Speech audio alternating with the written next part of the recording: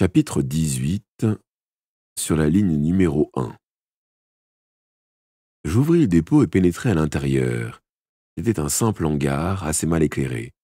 Le coquet petit tramway rouge était rangé juste devant la grande porte à 2 battants.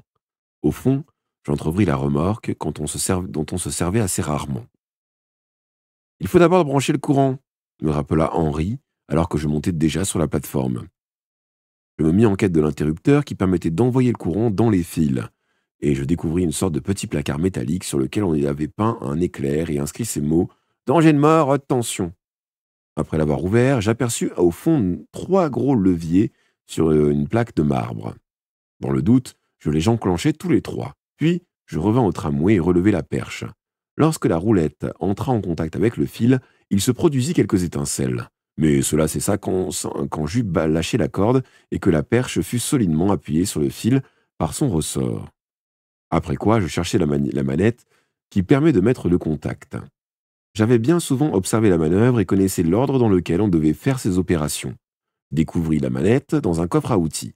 Alors, je montai sur la plateforme, enfonçai la manette sur son axe et lui fis faire un quart de tour sur la droite jusqu'à ce qu'elle s'enclenchât. Le contact était mis. Sur le tableau couvert de chiffres, la manivelle occupait la position 0, à gauche du cadran. Il y a les chiffres arabes de 1 à 5. C'est pour freiner en inversant le courant. Je le savais. Au milieu des chiffres romains, de 1 à 5.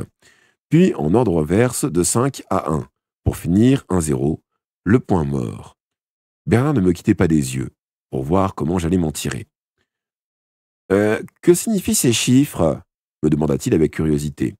« Alors, dans cette sorte de grosse boîte, il y a des résistances, lui expliquai-je.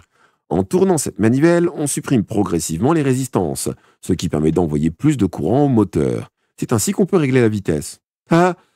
fit-il un air entendu, bien qu'il n'eût vraisemblablement pas compris grand-chose à mes explications. « Ouvre donc la porte en grand, lui demandai-je. Il sauta sur la plateforme et alla ouvrir les 2 battants. Puis il revint auprès de moi. Du pied, j'actionnai quelquefois le timbre. Je m'assurai que le grand frein à main était desserré. Puis je mis la manivelle sur 1. Le tram s'ébranla lentement et sortit du hangar. Je passai sur 2. L'allure s'accéléra. Alors je revins à 0 et serrai le frein à main. La voiture s'arrêta. Je poussai un soupir de soulagement. Les choses s'annonçaient bien. En voyant le tram sortir du dépôt, les enfants avaient poussé de grands cris. Abandonnant les sacs de pommes de terre, ils étaient précipités vers moi et me contemplaient maintenant comme un phénomène. Thomas bondit sur la plateforme pour me donner l'accolade. « Bravo, mon vieux, tu nous sauves !» me dit-il tout joyeux. Je n'étais pas peu fier de mon exploit qui me rachetait à mes propres yeux et à ceux de mes camarades. En effet, je n'avais guère brillé au volant de la camionnette. « Au travail !» ordonnai-je. « Chargez les sacs !» En moins de temps qu'il n'en faut pour le dire, les gros sacs furent entassés à l'intérieur de la voiture. Marianne, Thomas, Henri et Bernard prirent place à mes côtés. Max resta sur la plateforme arrière pour jouer le rôle de receveur. Les autres s'installèrent sur les banquettes. « Prêt ?» demandai-je à Thomas. « Pareil ! En avant toutes !»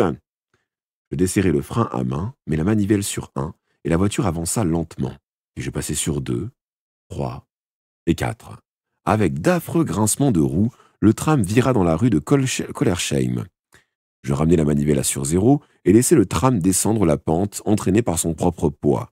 Lorsqu'il commença à rouler un peu trop vite, je serrai légèrement le frein. Tout allait merveilleusement bien.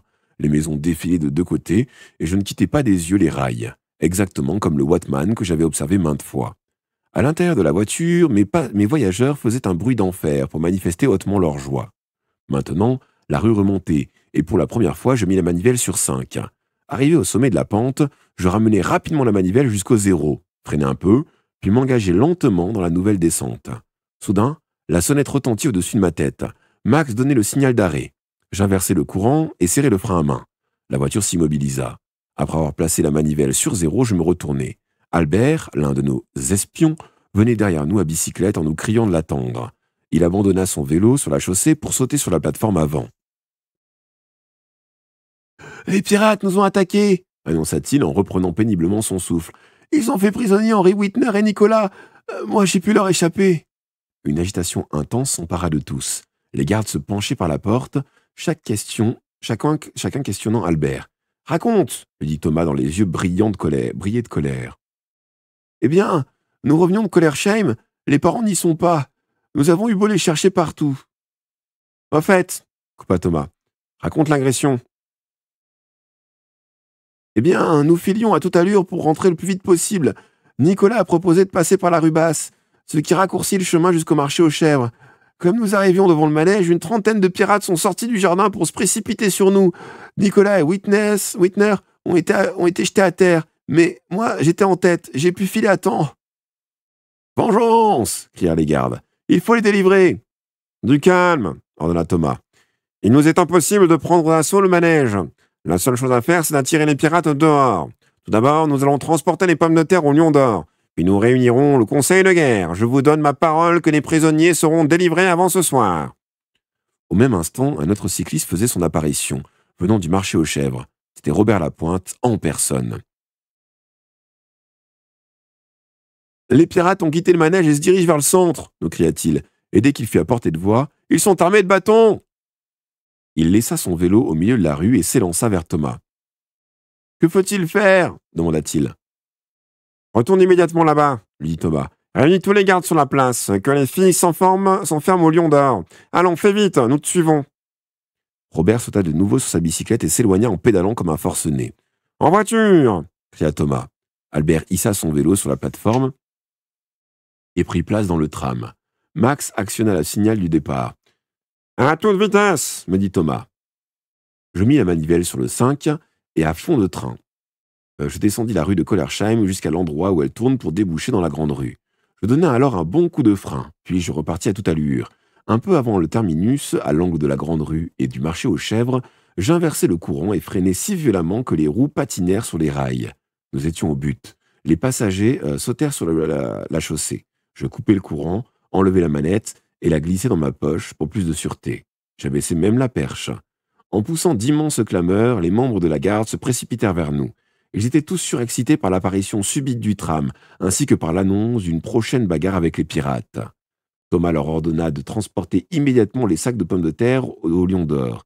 Mais à peine avait-il commencé qu'une de nos patrouilles déboucha au courant de la rue des Moines. Un grand cri retentit sur la place. « Les pirates arrivent !» Le chef de patrouille accourut vers Thomas. « Ils approchent !»